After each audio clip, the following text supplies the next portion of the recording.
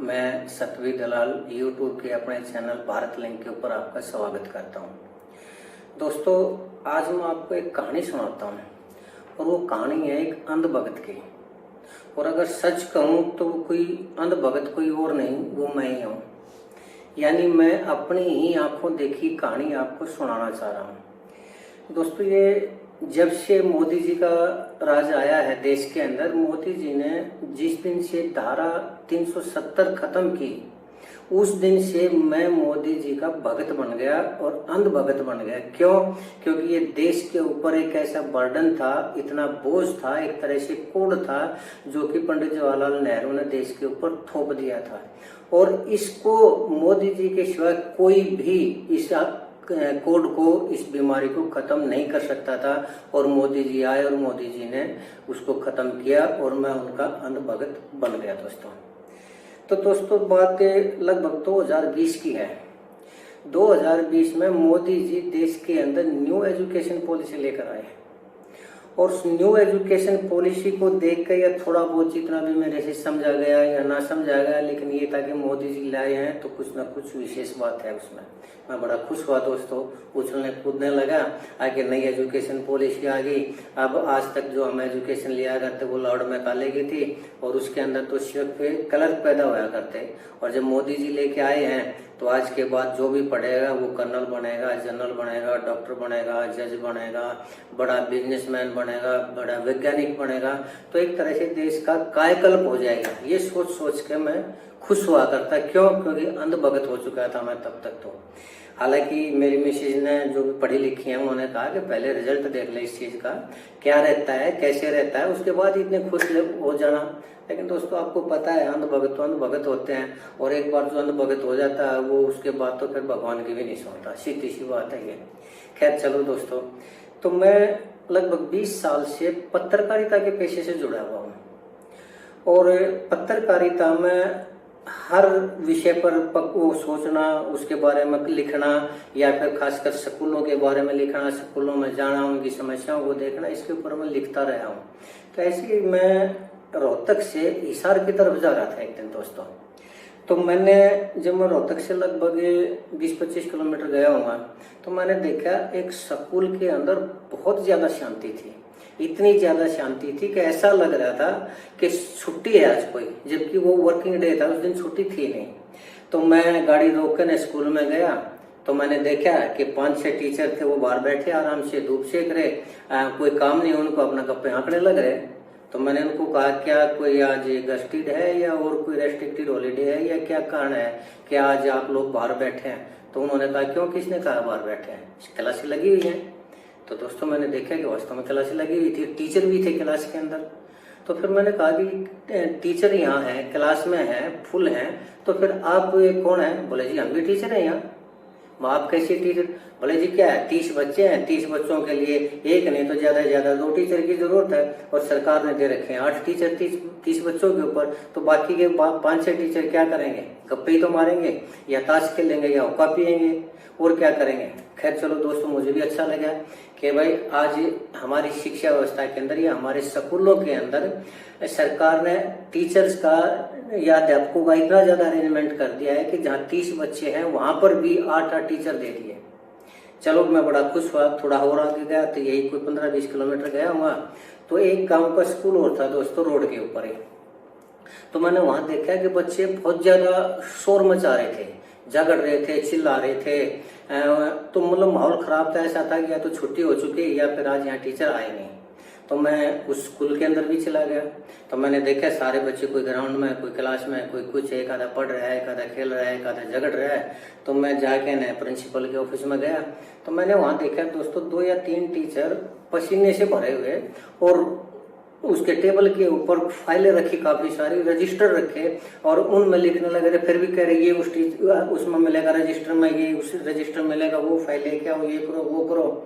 तो मैंने उनसे पूछा, जी टीचर कहाँ हैं बाकी के जो, और ये बच्चे छुट्टी है क्या आज की? बोले नहीं जी छुट्टी तो नहीं है। माँ फिर टीचर कहाँ? बोले जी हम हैं। तो माँ जी फिर बाकी क्लास में? बोला जी क्लास में क्या 100 बच्चे हैं, हम 3 टीचर हैं, बच्चों को कैसे संभालें। दूसरी बात, अगर हम बच्चों को संभाल रहे तो ये देखिए आपके सामने सरकार की तरफ से मेल आई हुई है कि ये हमें आरटीआई की ये जानकारी दो, और ये इतनी ज्यादा काम है कि ये 15 दिन का काम और सरकार ने हमें दिया है, मतलब अधिकारियों ने हमें दिया है 24 घंटे। तब आप ये बताइए, अगर हम 24 घंटे में इस मेल का जवाब नहीं देंगे, इस आरटीआई का जवाब नहीं देंगे तो हमारे ऊपर एक्शन होगा। अब आप बताएं कि हम अपनी नौकरी को बचाएं या बच्चों को पढ़ाएं। बात तो उनकी भी ठीक थी दोस्तों, क्योंकि वो भी तो सरकार का काम था, सरकार ने दे रखा था, किसी ने आरटीआई लगा रखी थी तो जवाब देना देना था। अब चूंकि टाइम पे काम हो, इसलिए अधिकारियों की तरफ से ये भी निर्देश था कि ये 24 घंटे के अंदर इस मेल का जवाब देना चाहिए। तो टीचर क्या करेंगे, 2 या 3 टीचर थे, 100 बच्चे थे। अब या तो वो बच्चों को पढ़ा लें तो उससे फिर सरकारी आदेशों का उल्लंघन होगा, या फिर अगर सरकारी आदेशों को पूरा करते हैं तो बच्चों को पढ़ाएंगे कैसे। खैर चलिए दोस्तों, मैंने सोचा कि चलिए कोई बात नहीं, 1-2 दिन में टीचर आ जाएंगे। जब वहाँ 8 टीचर हैं तो यहाँ भी सरकार भेज देगी। मैं थोड़ा और आगे गया दोस्तों, तो ऐसे स्कूल में चला गया मैं, सरकारी स्कूल की बात कर रहा हूँ दोस्तों। तो वहां मैंने देखा कि प्रिंसिपल और 1-2 टीचर बड़ी चिंता की मुद्रा में बैठे। तो मैंने पूछा सर क्या हुआ, तो बोले जी ये मेल आई हुई है और ये 2 मेल हैं, हम इनका जवाब नहीं दे पा रहे, क्या करें कैसे करें। माँ जी क्या हुआ, क्या मेल है। बोला जी इसमें आरटीआई में जानकारी मांग रखी है। एक ने तो कह रखा है कि जी 2004 से लेकर 2014 तक कितने अध्यापक लगे, कितने उन अध्यापकों को कितनी सैलरी मिली, और किस स्कूल से कितनी कितनी सैलरी, किस से कर्मचारी को, चाहे वो 4th क्लास कर्मचारी है या फिर टीचर, उसको कितनी सैलरी दी गई, सरकार के उसमें से फंड में से कितने पैसे गए। तो ये इतना ज्यादा लंबा चौड़ा काम है जी कि आरटीआई आई है तो इसका जवाब देना पड़ेगा। और बोले इससे ज्यादा जो हमारे लिए हैरानी की बात है वो ये है कि एक आरटीआई कार्यकर्ता ने ये पूछ रखा है कि 2004 से लेकर 2014 तक भूपेंद्र हुड्डा की सरकार में भूपेंद्र हुड्डा के इशारे से कितने अध्यापकों की नियुक्ति की गई। तो हम ये परेशान हो रहे हैं कि ये इशारा क्या होता है और इशारा कैसे किया उसने, और हम इसका जवाब क्या दें। तो मैं भी हैरान था इस चीज के ऊपर।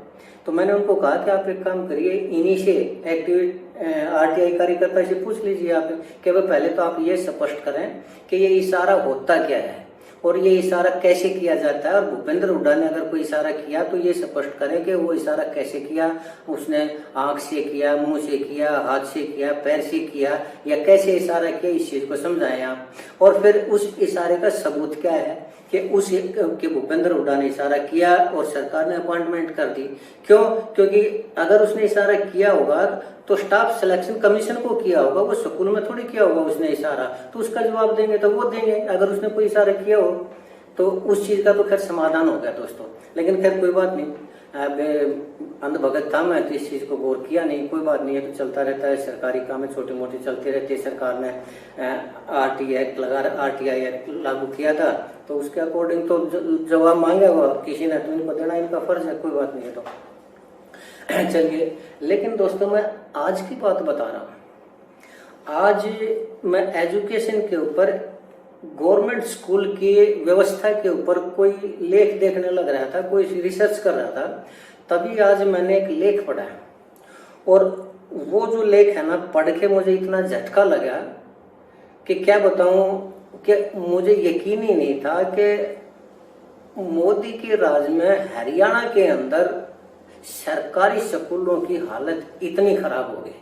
वो क्या रिसर्च थी या क्या थे वो आंकड़े दोस्तों मैं थोड़ा आपके सामने भी शेयर करना चाहूंगा।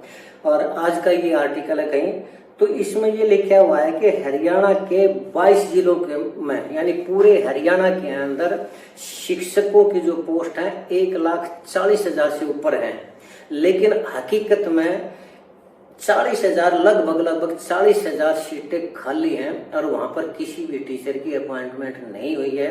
और उन स्कूलों के अंदर टीचर है, यानी लगभग 1/3 टीचर हरियाणा के सरकारी स्कूलों में है ही नहीं। दूसरी बात, छात्र छात्राओं को बैठने के लिए कमरे तो क्या बेंच भी नहीं मिल रहे काफी स्कूलों के अंदर। और ऐसे बहुत से स्कूल हैं प्रदेश में, 196 स्कूलों को तो मर्ज कर दिया गया है, और जो 14,000 सरकारी स्कूल हैं उनमें से लगभग 1,600 स्कूलों में शौचालय नहीं है। और अगर शौचालय है तो उनके अंदर पानी नहीं है। और इस 1600 में से लगभग 550 ऐसे स्कूल हैं जहां लड़कियों के लिए शौचालय नहीं है, और अगर कहीं छोटे मोटे शौचालय बना भी रखे हैं तो लड़कियों के लिए भी पानी की व्यवस्था नहीं है दोस्तों। अब आप ये बताइए, ऐसी स्थिति में जिसमें बिजली नहीं है और ऐसे 40 से ज्यादा तो ऐसे सरकारी स्कूल है जिनकी बिल्डिंग को कंडम घोषित कर दिया गया है और वो फिर भी वहां पर क्लासें लग रही हैं, तो अगर कल को कोई हादसा हो जाता है तो कौन जिम्मेदार है। और 10 से ऐसे ज्यादा स्कूल हैं हरियाणा के अंदर जहां बिल्डिंग न होने के कारण बच्चे मंदिरों में या धर्मशालाओं में पढ़ने लग रहे हैं और बिजली नहीं है। और 1470 स्कूल तो ऐसे हैं जिनमें से 5 से भी कम कमरे हैं। तो ये दोस्तों हरियाणा के अंदर सरकारी स्कूलों की हालत है। अब आप ये बताइए कि इन ऐसी हालत में कैसे तो बच्चे पढ़ेंगे और कैसे शिक्षा का सुधार होगा। अब इस चीज का मैं नहीं, हर हरियाणा का वो बुद्धिजीवी व्यक्ति जो अपने बच्चों के प्रति चिंतित है और जिसको एजुकेशन के बारे में चिंता है, वो कैसे इस चीज के ऊपर ये करेगा कि उनके बच्चों का भविष्य क्या है, कैसे रहेगा। अब इस चीज के ऊपर अगर हम गौर करें तो ये बताइए कि एक टीचर जो सरकारी स्कूल के अंदर पढ़ाएगा या आरटीआई का जवाब देगा या और दूसरे कार्य करेगा, आज हरियाणा के अंदर ऐसी हालत है कि अगर सरकार को कुछ भी जरूरत है, कहीं पर भी जरूरत है, तो उस काम के लिए टीचर, सरकारी टीचर की ड्यूटी लगा दी जाती है। चाहे जनगणना का काम हो, मतगणना का काम हो, वोट डलवाने का काम हो, कोई सर्वे हो या और कोई सरकारी काम हो, किसी रैली में बच्चों को लेके जाना हो, स्कूलों को लेके जाना हो, हर काम सरकार सरकारी टीचर से करवाती है। हालत ये हो गई है सरकारी टीचर की कि उसके लिए पढ़ाने के लिए तो टाइम है ही नहीं और उसके पास इतने ज्यादा काम आते हैं कि वो पढ़ाने के अलावा दूसरे कामों को नहीं करेगा तो उसके ऊपर एक्शन होगा। यानी आज एक शिक्षक है वो सिर्फ एक बंधुआ मजदूर होकर रह गया है सरकार का। ऐसी स्थिति के अंदर बच्चे सरकारी स्कूलों में कैसे पढ़ेंगे? वो बच्चे जो गरीब बच्चे हैं, वो प्राइवेट स्कूलों की फीस नहीं भर पा रहे, वो कैसे अपने जीवन को सुधारेंगे दोस्तों? कैसे अपना भविष्य बनाएंगे? और वो टीचर जो पढ़ाने के अलावा सरकार जिनको हर कोई काम करने के लिए मजबूर कर रही है, वो क्या करेंगे आगे जाके? नहीं, ये बताइए, इस चीज के लिए जिम्मेदार कौन है? क्या हम टीचर को माने? नहीं, बिल्कुल नहीं। इसके लिए न तो टीचर जिम्मेदार है। क्यों? क्योंकि टीचर के ऊपर अगर कहीं से आदेश आते हैं, कहीं से मेल आती है, तो वो अधिकारियों की तरफ से आती है और अधिकारी के पास जो मेल आती है वो ऊपर से आती है, यानी चंडीगढ़ से आती है, पंचकुला से आती है। तो उनकी भी मजबूरी होती है कि वो उस जो सरकार ने सूचना मांगी है या सरकार ने जो कार्य करने के लिए कहा है उस आदेश को पूरा करें। ऐसे में न तो अधिकारी जिम्मेदार है, तो फिर कौन है? क्या हरियाणा के ब्यूरोक्रेट्स जिम्मेदार है? नहीं, ब्यूरोक्रेट्स जिम्मेदार नहीं है। क्यों? क्योंकि ब्यूरोक्रेट्स के ऊपर सरकार का दबाव होता है, सरकार की अलग अलग पॉलिसी का वो अधिकार होता है, दबाव होता है।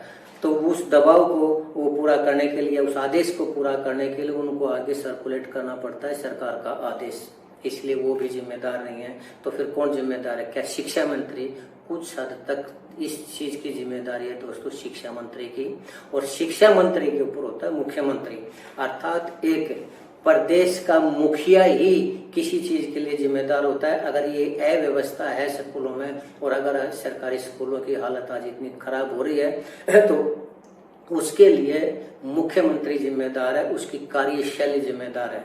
और अगर ऐसे में जब प्रधानमंत्री नरेंद्र मोदी जी ने न्यू एजुकेशन पॉलिसी लागू की है, तो उस न्यू एजुकेशन पॉलिसी लागू करने का फायदा क्या है? ये बताइए कि वो पूरी कैसे होगी? जब अध्यापक ही नहीं होंगे स्कूल में तो उस न्यू एजुकेशन पॉलिसी को लागू कौन करेगा? उसकी शिक्षा कौन देगा? बच्चों का भविष्य कौन बनाएगा? तो उसके लिए कौन जिम्मेदार है? सरकार जिम्मेदार है दोस्तों। या अगर टीचर को इस चीज के लिए जिम्मेदार ठहराया जाए तो ये सरासर टीचर के साथ अन्याय होगा। क्यों अन्याय होगा? कि आज सरकार की नजरों में टीचर एक बंधुआ मजदूर के अलावा और कुछ भी नहीं है, एक गुलाम के अलावा कुछ भी नहीं है। हालत यहाँ तक हो गई है कि अगर किसी क्षेत्र में, किसी गांव के अंदर अगर कोई कुत्ता, बिल्ली, घोड़ा, गधा या कोई जानवर भी मर जाता है या कम हो जाता है या ज्यादा हो जाते हैं तो उसके सर्वे करने का काम भी सरकारी टीचर से करवाया जाता है।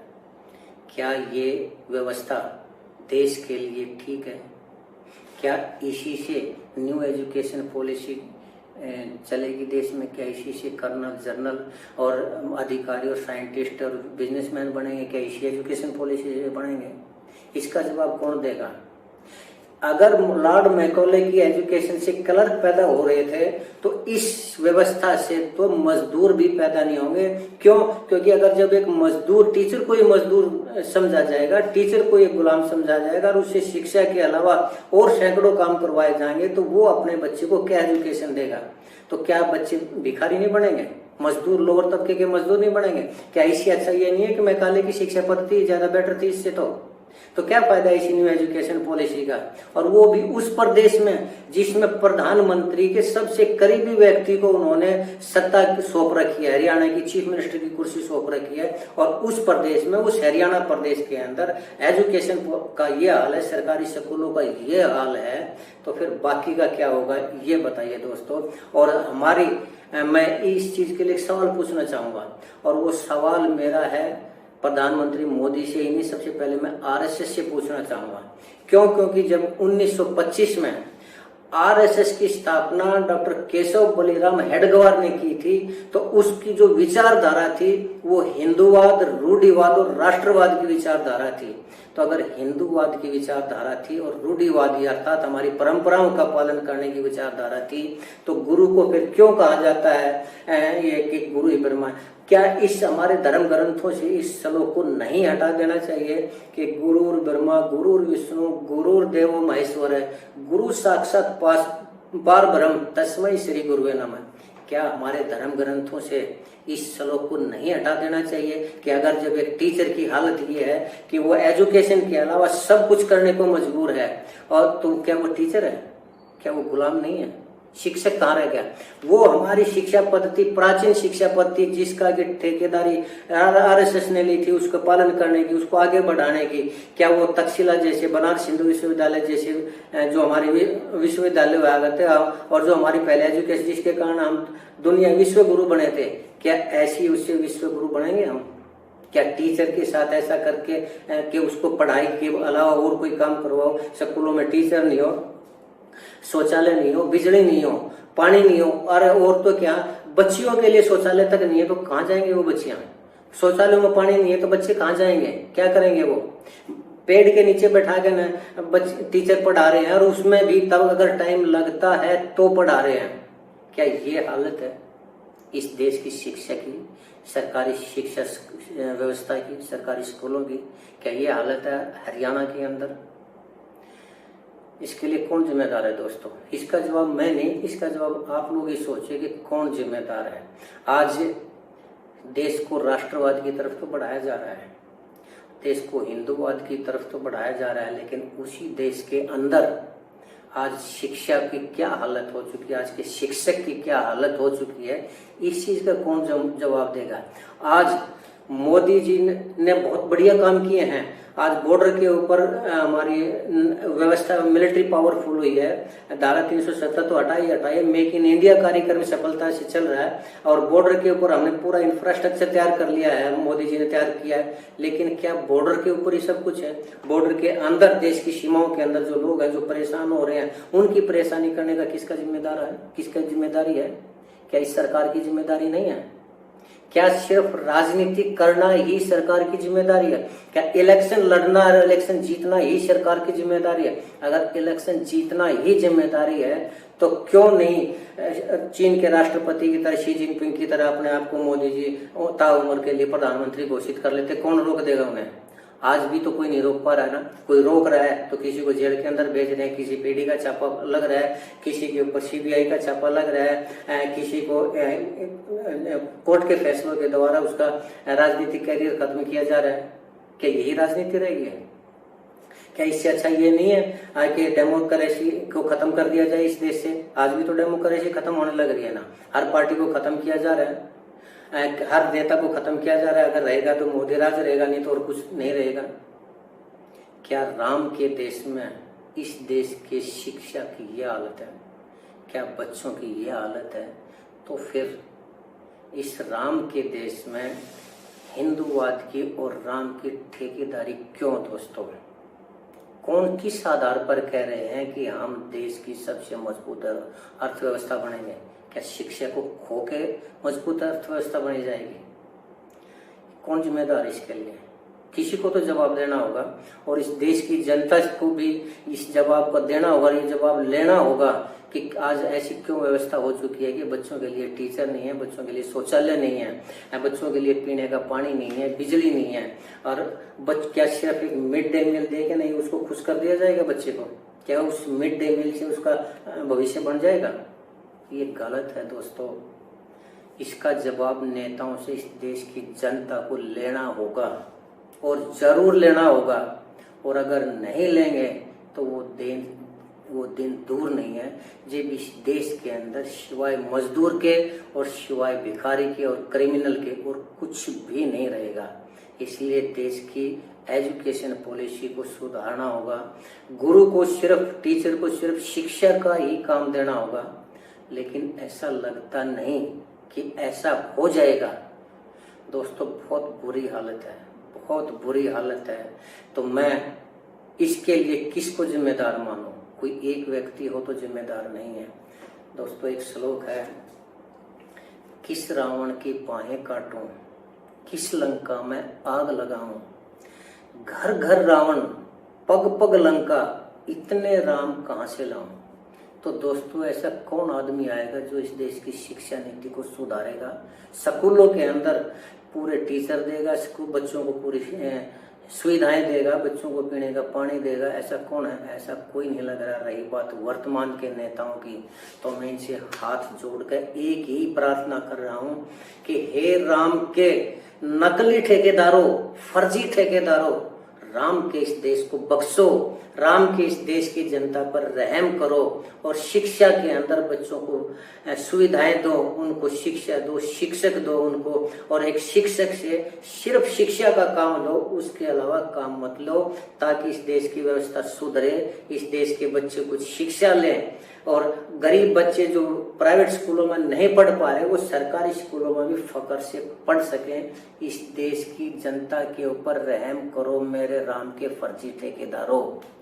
इस देश को बर्बाद मत करो अपनी खाली हवा उड़ाने के लिए, अपनी खाली इमेज बनाने के लिए मीडिया को बंधक मत बनाओ। और मैं सिर्फ उस मीडिया को भी कह रहा हूँ जो गोदी मीडिया है कि अपने कपड़े निकाल कर सरकार के सामने उल्टे मत लेटो, तुम्हारी भी कुछ जिम्मेदारी है। इस देश के अंदर जो कमियां हैं उनको उजागर करने की जिम्मेदारी है। क्यों? क्योंकि ये देश सिर्फ उन नेताओं का नहीं है, ये देश की जनता का है, आप लोगों का है, हमारा है। बस इतना ही दोस्तों। देख